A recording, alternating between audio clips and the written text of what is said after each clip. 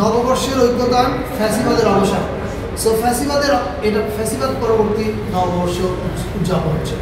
আজকের মিটিংয়ে আমাদের মূলত আলোচনা হয়েছে কন্টেন্ট বলতে বোঝাচ্ছি যে শোভাযাত্রার মধ্যে কী কী থাকবে, আমরা কীভাবে এটা প্রেজেন্ট করব, কীভাবে কোঅর্ডিনেশন করব, বাংলাদেশের বিভিন্ন জেলা থেকে যে ভিন্ন ভিন্ন জাতিগোষ্ঠীর পারফর্মাররা আসবে, তাদেরকে আমরা কীভাবে আনবো, কোথায় প্রেজেন্ট করা হবে, এটা কোঅর্ডিনেশনগুলো কারা করবে, কন্টেন্টের কোঅর্ডিনেশন কারা করবে, ক্রিয়েটিভ ডিরেকশনটা কারা দিবে, এই জিনিসগুলো নিয়ে আলোচনা হয়েছে।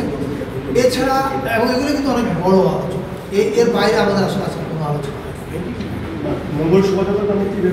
এই প্রশ্নটা আবার বলছি, এই প্রশ্নটা আপনারাই করেছেন গতকালকে। আমাদের গতকালকের মিটিংও এই বিষয়ে কোনো আলোচনা হয়নি। আপনারা মিটিং শেষে প্রশ্ন করেছেন এবং তারপরে আমাকে অনেকে আবার মিসকোট করে লিখেছেন, সেটা আমি দেখেছি, নিজের মতো করে আমার মুখে শব্দ বসিয়েছেন। আজকের মিটিংয়ে আমাদের এই কোনো আলোচনা হয়নি, আমরা এই সিদ্ধান্ত গতকালকে তো আমি একই প্রশ্ন উত্তর দিচ্ছি, আপনারা সবাই জানেন কি থাকছে। থিম কি থাকতে পারে এবার, থিম বা স্লোগান? লিলি হালাল বিউটি সোপ, বিএসটিআই কর্তৃক সনদপ্রাপ্ত দেশের প্রথম হালাল বিউটি সোপ, দীপ্তিময় উজ্জ্বল ত্বকের জন্য। আচ্ছা, গতকালকে মিটিংয়ে গতকালকে আপনারা ছিলেন, তাহলে কি কি থাকছে গতকালকে আমরা ক্লিয়ারলি বলছিলাম।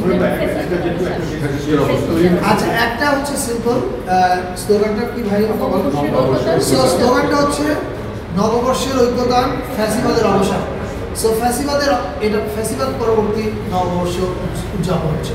এবং আরেকটা কথা বলতে পারি, এবার উদযাপনটা 2 দিন ব্যাপী হবে। চৈত্র সংক্রান্তির আয়োজন থাকবে, পয়লা বৈশাখের আয়োজন থাকবে, জাতীয় তার মধ্যে এই শোভাযাত্রার একটা আয়োজন।